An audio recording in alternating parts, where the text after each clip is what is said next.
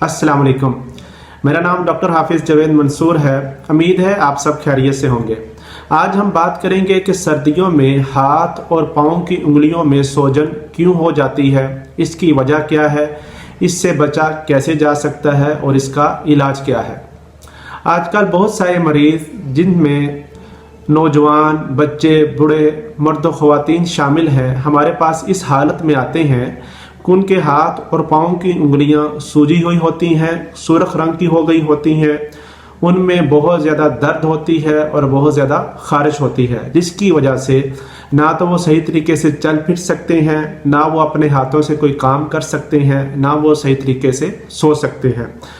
तो इस कंडीशन को मेडिकल टर्म में चिलब्लेन कहते हैं। चिलब्लेन सर्दी की वजह से हमारी जिल्द का अब नॉर्मल रिएक्शन होता है।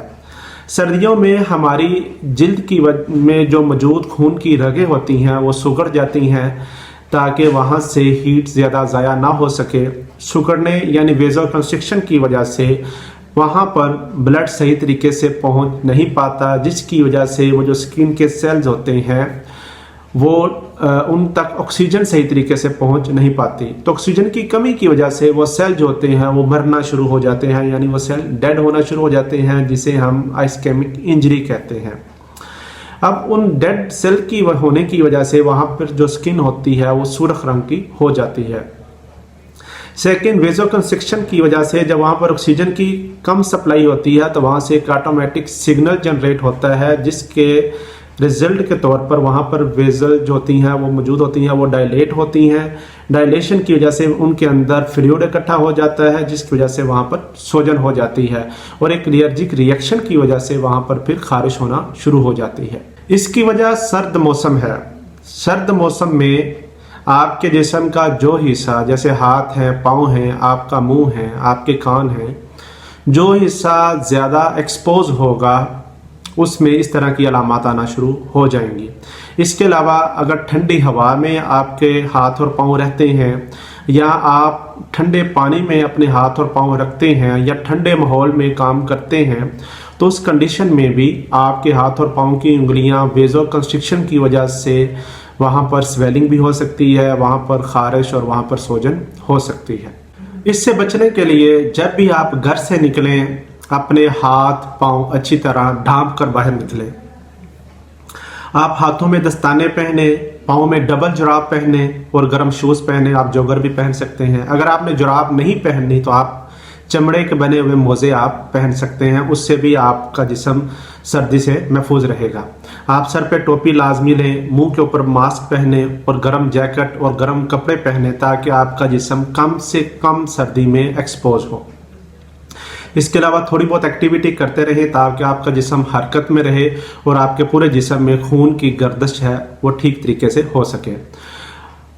जिस्म के ऊपर लोशन का इस्तेमाल करें, मॉइस्चराइज़र लोशन आप इस्तेमाल कर सकते हैं। इसके अलावा अगर जिस्म के किसी हिस्से पे खारिश होती है, जैसे हाथों में या पाँव की उंगलियों में खारिश होती है, तो खारिश बिल्कुल भी ना करें। अगर आप खारिश करेंगे तो वहाँ पर सेकेंड रिएक्शन भी हो सकता है, यानी सेकेंड इन्फेक्शन हो सकता है, वहाँ पर ज़्यादा स्किन आपकी डैमेज भी हो सकती है।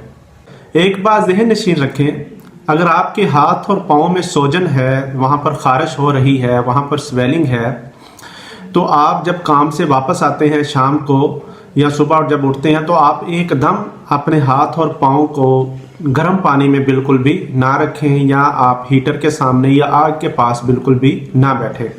इससे क्या होगा कि जब आप गर्म पानी में अपने हाथ और पाँव को डुबोएंगे या आप हीटर के पास बैठेंगे या आग के पास बैठेंगे, तो आपकी जो हाथ और पाँव की जो ब्लड वेसल है वो एकदम डायलेट होंगी, वहाँ पर सूजन मज़ीद बढ़ जाएगी, वहाँ पर खारिश मज़ीद बढ़ जाएगी। यही वजह है कि लोग हमें आके ये कंप्लेन करते हैं कि जब रात को मैं सोने लगता हूँ तो उस वक़्त मुझे ज़्यादा खारिश होती है, ज़्यादा सूजन हो जाती है, ज़्यादा दर्द होती है। तो उसकी वजह यही होती है कि वो एकदम हीट के पास आकर बैठते हैं, जिसकी वजह से वहाँ पर ज़्यादा एकदम वेज़ोडाइलेशन होती है और वहाँ पर सूजन, खारिश और दर्द बढ़ जाती है। दूसरी बात, सर्द मौसम में टाइट कपड़े बिल्कुल भी ना पहने, टाइट जूता बिल्कुल भी ना पहने। इससे क्या होगा कि टाइट होने की वजह से वहाँ पर ब्लड वेसल्स में जो खून की सप्लाई जो होगी वो मुतासिर होगी, जिसकी वजह से वहाँ पर फिर स्वेलिंग भी मज़ीद बढ़ सकती है। इसके इलाज के लिए आप क्या करें, एक टब में नीम गर्म पानी लें, उसके अंदर थोड़ा सा नमक और डिटॉल डालकर आप अपने हाथ और पाँव को 10 से 15 मिनट तक डुबो कर रखें, तो उससे आपको थोड़ा सा सुकून मिलेगा और ये कंडीशन 1 से 2 हफ्तों में बिल्कुल खुद ब खुद ठीक हो जाएगी। लेकिन अगर ज़्यादा मसला हो तो उसमें आप कुछ ओवर द काउंटर मेडिसिन है वो इस्तेमाल कर सकते हैं, जिनमें आप खारिश अगर आपको हो रही है तो उसमें आप एंटी एलर्जी मेडिसिन जिसमें सिट्रीजिन में आप कोई भी ले सकते हैं, जैसे रिजिक्स है, जर्टेक है, सीडल टैबलेट है, इस तरह कोई भी और एलर्जी की मेडिसिन जिसके अंदर कैस्टीन है, फेक्सेट वगैरह आप ले सकते हैं।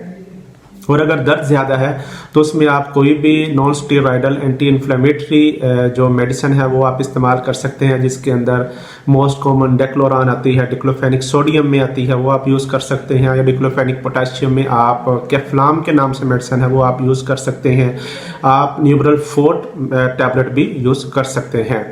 और आप हाथों के ऊपर या पाँव के ऊपर लगाने के लिए आप कोई भी स्टेरॉयडल क्रीम लगा सकते हैं, जिसके लगाने से आपके हाथ और पाँव की उंगलियों में खारिश है वो भी कम होगी और वहाँ पर आपको थोड़ी सी दर्द में भी कमी होगी, जिसके अंदर आप कार्टिस्पोरिन या हाइड्रोकॉर्टिसोन जो होती है क्रीम की फॉर्म में अवेलेबल होती है वो आप लगा सकते हैं। तो इस अगर आप ये सारी चीज़ें इस्तेमाल करते हैं फिर भी आपके हाथ और पाँव की उंगलियों में फ़र्क नहीं आता और मज़ीद जो होती है वो वहाँ पर सोजन और ख़ारिश बढ़ जाती है और वहाँ पर और ज़ख़म बनना शुरू हो जाते हैं, तो आपको चाहिए कि आप अपने करीबी किसी भी अच्छे डॉक्टर को चेक करवाएं ताकि आपकी स्किन में मज़ीद इन्फेक्शन बढ़ने को रोका जा सके। उम्मीद है आपको ये टॉपिक समझ आया होगा। इसके बारे में कोई भी क्वेश्चन हो या कोई भी बात पूछनी हो आप कमेंट करें। अपना ख्याल रखें। अल्लाह हाफिज़।